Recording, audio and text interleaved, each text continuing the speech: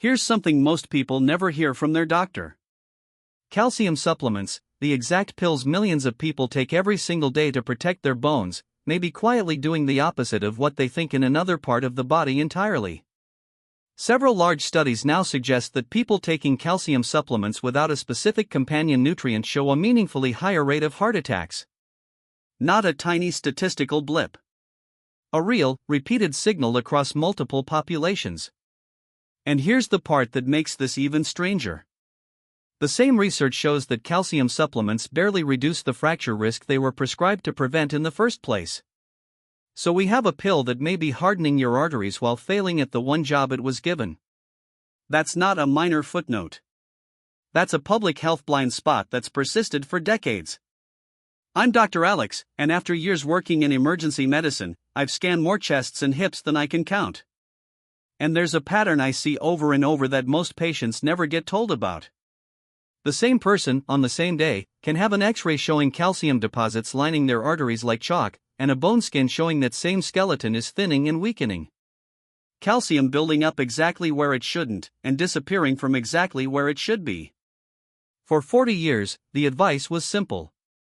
Take more calcium, protect your bones. Nobody explained that calcium doesn't automatically know where to go once it enters your bloodstream. And that gap in understanding may be costing people their arteries.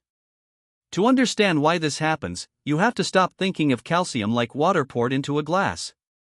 It doesn't just settle wherever you put it. Calcium is one of the most rigidly controlled substances in the human body, because even tiny shifts in blood calcium levels can disrupt your heart rhythm, your muscles, and your nervous system.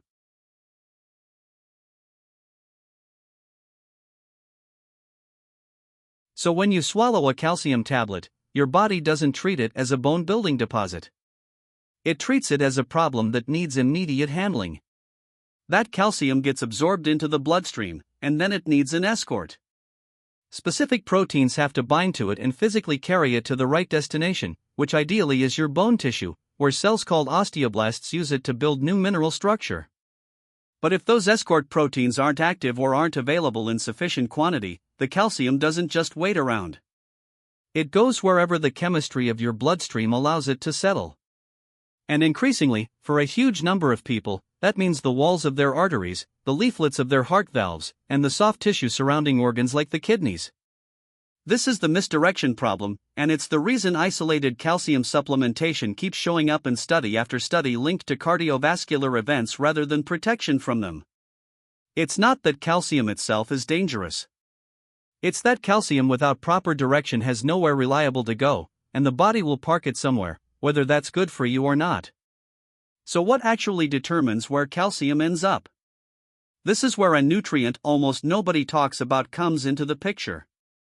Most people have heard of vitamin K, usually connected to blood clotting, the injection given to newborns. But vitamin K isn't one single molecule. Vitamin K1, found in leafy greens like spinach and kale, handles clotting. Vitamin K2 is a completely different compound with a completely different job. Its role is calcium logistics, directing calcium toward your bones and actively keeping it out of your blood vessels. Vitamin K2 activates two critical proteins. One is called osteocalcin, and it lives in your bones. When K2 switches it on, osteocalcin binds calcium and pulls it into the bone matrix, strengthening your skeleton.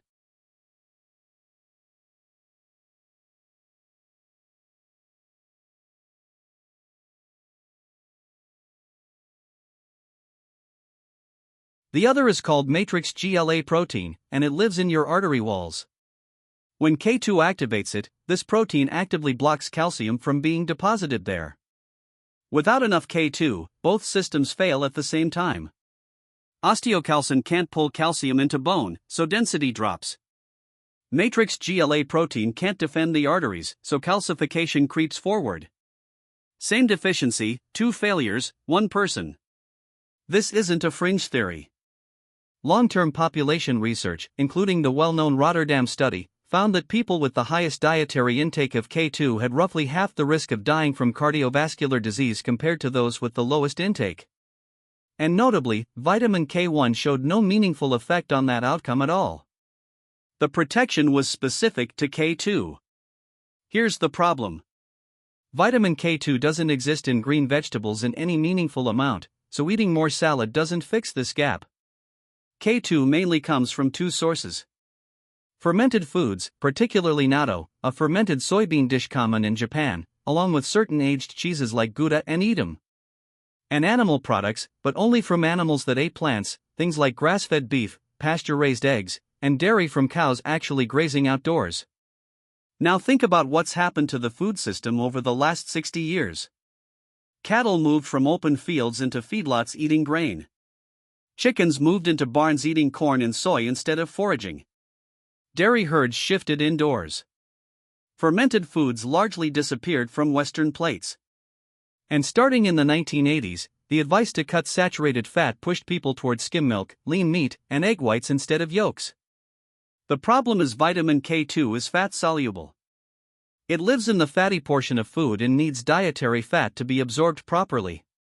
So the exact foods where K2 naturally concentrates are you just need to compare a 1950s plate to a modern one, and notice that nearly every natural source of this nutrient has been systematically removed, either by how we raise animals, how we process dairy, or the dietary guidance that made people afraid of these foods altogether.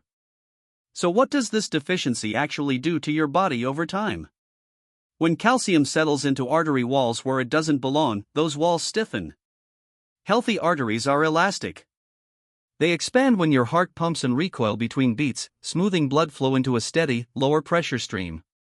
Calcified arteries lose that elasticity entirely. They can't expand and contract the way they should, which drives blood pressure upward, particularly the top number that tends to creep with age.